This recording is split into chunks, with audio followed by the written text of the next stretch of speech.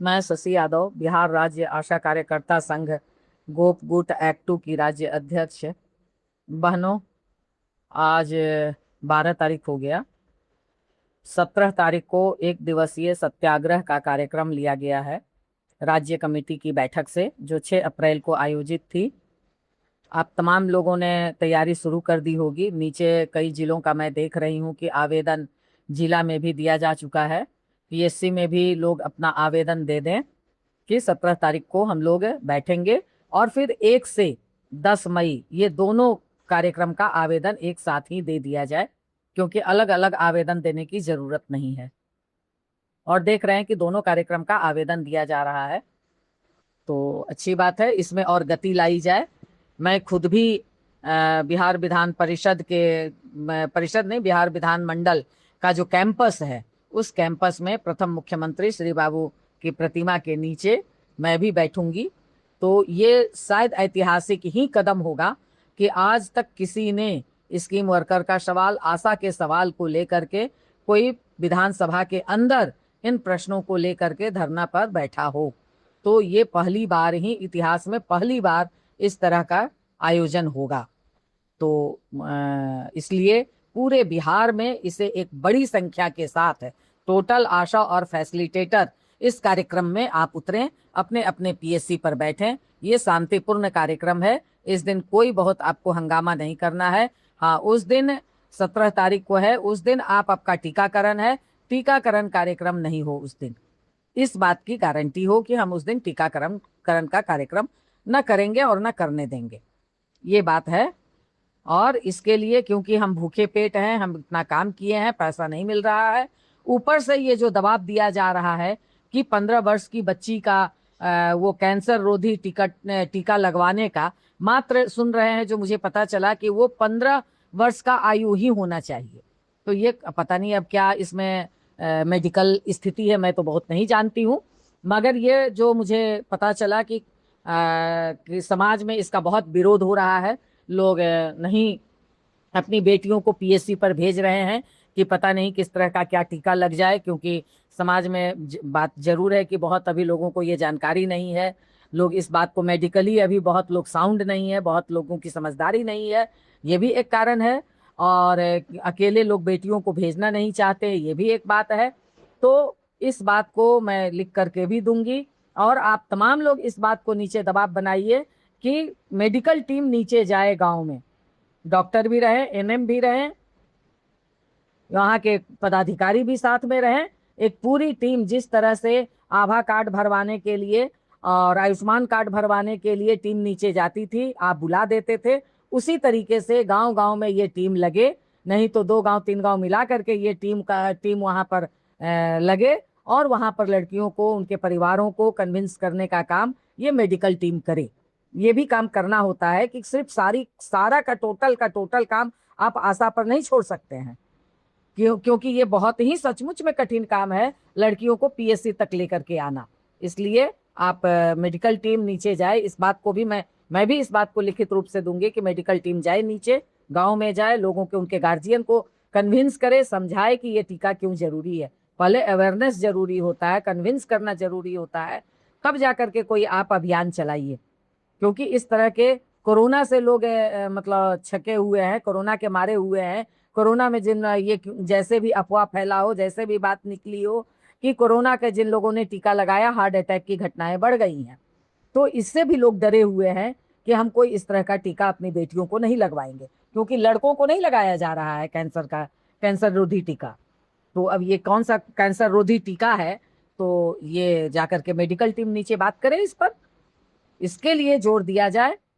अगर कोई कहता है कि इसके लिए हम, क्योंकि रिपोर्ट मिल रही थी कि इसके लिए आशा दिवस के रजिस्टर पर हम सिग्नेचर नहीं करने देंगे, तो ये बिल्कुल गलत है और इसका जम करके विरोध होना चाहिए। कोई कहे कि हम इसके लिए पैसा काट लेंगे, तो इसका भी जम करके विरोध होना चाहिए। ये हमारा काम नहीं है, सिर्फ आशा का काम नहीं है कि हम इस तरह का काम करें। और अगर हम काम नहीं कर पाते, अगर हम आपको मोबिलाइज करके नहीं ला पाते, तो आप हमारा पैसा काट लीजिएगा, ये किसी कीमत पर नहीं होगा और इसका जम करके विरोध होना चाहिए। 17 तारीख को जो कार्यक्रम है उसमें इस मुद्दे को भी आप लोग नीचे जोड़ लीजिए। तो ये भी बात है। और इसके साथ ही, क्योंकि आप देख रहे हैं कि ये दमन बढ़ेगा, क्योंकि अब भाजपा के गिरफ्त में बिहार जा रहा है। अगर आप एकताबद्ध नहीं होइएगा, आप मजबूत नहीं होइएगा, तो आपके ऊपर दमन बढ़ेंगे। क्योंकि हम लोगों ने देखा है अभी जो मधेपुरा के मुरलीगंज में, वहां हमारी बहनों ने जो 9 महीना से पेमेंट नहीं मिला, 23-24 वाला पेमेंट जो बड़े पैमाने पे नीचे लोगों को नहीं मिला है, 23-24 का, उसमें भी 3-4-5 महीने का बकाया रह गया है। मधेपुरा में भी बकाया रह गया था 95 आशा का। इन प्रश्नों को लेकर के उन लोग आंदोलन कर रही थी। इसके खिलाफ वहां के प्रभारी भड़क गए और उस प्रभारी ने हमारी 3 आशा के पति पर और 1 आशा पर केस दर्ज कर दिया है। हम लोगों ने डीएम से भी बात की, मगर डीएम ने पहले कहा कि देखते हैं क्या हो सकता है, मगर इसके बाद उन लोगों ने कहीं कुछ नहीं किया है।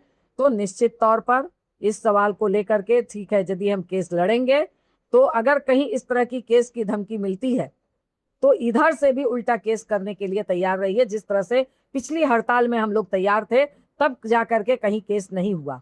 अगर हम पीछे हट जाएंगे, क्योंकि लड़ाई जब लड़ा जाए तो ऑफेंसिव होकर के लड़ा जाए। अगर कहीं कोई केस की धमकी कर देता है तो इधर से भी केस करने के लिए आप लोग तैयार रहिए। थाना में आप भी जाइए और केस कीजिए, क्योंकि हम कोई अनैतिक काम नहीं कर रहे हैं, हम कोई लोकतंत्र विरोधी काम नहीं कर रहे हैं, हम कोई संविधान विरोधी काम नहीं कर रहे हैं। आप हमें 8 महीना से पैसा नहीं दीजिएगा, हम अपने बाल बच्चों को भरपेट खाना नहीं दे रहे हैं, उसका हम स्कूल फी नहीं जमा कर पा रहे हैं, उसके लिए हम कपड़ा नहीं दे पा रहे हैं पर्व त्योहार में, और अगर हम अपनी आवाज को बुलंद करेंगे तो आप हम पर केस दर्ज कीजिएगा, तो हम भी आप पर केस दर्ज करेंगे। ये बुलंद मानसिकता से हमको लड़ाई लड़नी है।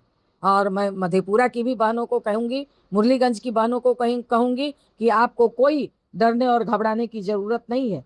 ठीक है, हम कोर्ट में जाकर के बेल लेंगे, कोई दिक्कत नहीं है। हम कई जगह पहली हड़ताल में हमने बेल लिया है, केस लड़ा है, तो उनके ऊपर भी केस दर्ज करना चाहिए।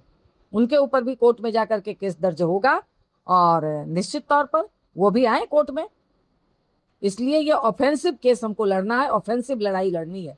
वहाँ की हमारी मधेपुरा की बहनें इन प्रश्नों को लेकर के जो बहादुराना लड़ाई लड़ी है, उनके लिए मैं उनको धन्यवाद देना चाहती हूँ। इसमें कहीं कोई आपको पछताने की जरूरत नहीं है कि हमने क्यों लड़ाई लड़ी। ठीक है, जब लड़ाई होती है तो कोई बात अगर आगे पीछे होता है तो उसको हम सब लोग मिल करके ही हल करते हैं, हम सब लोग मिल करके ही उसे आगे बढ़ाते हैं। इसलिए मधेपुरा मुरलीगंज की बहनें को कोई घबराने की जरूरत नहीं है। कटिहार की बहनों का भी, वो भी हम लोग देख रहे हैं, महबूब आलम वहां भी गए थे, बातचीत हुई है, इसलिए वहां की भी बहनों को घबराने की जरूरत नहीं है।